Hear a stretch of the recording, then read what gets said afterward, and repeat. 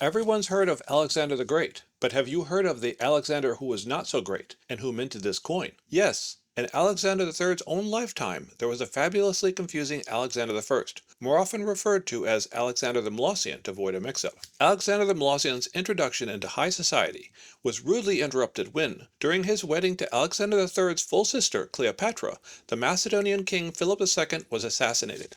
The whole wedding had been designed as a strengthened alliance between the two states. In a previous episode, the Molossian sister, Olympias, had returned to Epeiros furious at her husband. She couldn't stand that he was sleeping with other women, marrying other women, having children with other women, and most horribly of all, dishonoring her own Alexander. She was demanding war. So the Molossian had ventured down to Pella, chatted with Philip II, perhaps slept with him, and after a great night of drinking the two had set up this wedding. And now it was ruined. There was a lot of awkwardness. Should the wedding presents be sent back? Nevertheless, while Alexander III and his mother Olympias were making a list for the next Survivor Macedonia series, Alexander the Molossian took his bride back to Epeiros and got busy. They had two children, Neoptolemus and Cadmea. Neoptolemus would later star in his own Survivor Epeiros episode, in which he was paired with Pyrrhus and was eliminated. Cadmea remains a mystery, and there's some archaeological evidence that her line may have continued as the last descendants of Philip II. As we all know, Alexander the Great marched off to Persia in 334 BCE, where he achieved great success. Indeed, his likeness was on every child's lunchbox across Greece and the Balkans, and the Molossian was insanely jealous. Well,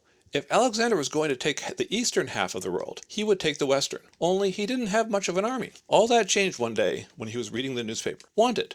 One megalomaniac to aid and command our city against some pesky Italians. Must have experience with phalanxes. Exiles and bastards need not apply. Please send list of previous wars, 2 references, and a resume. The Molossian immediately applied and was soon leading a force of Tarentines and mercenaries against several Italic tribes. He was successful at first, and dreams of empire soon filled his head. He would start with Italy and then proceed through the rest of Europe. The only problem was the Italians, his allies included, didn't really want to be conquered. The nerve of some people. Eventually his allies tired of him, and he was double-crossed and killed. Far away, Alexander the Great was reading his newspaper when he learned of the Molossian's death. He shook his head and moved on to the comics. In Epeiros, his wife cleared out his garage for her own carriage, took his throne, and redecorated the palace. She would rule Epeiros alone for several more years.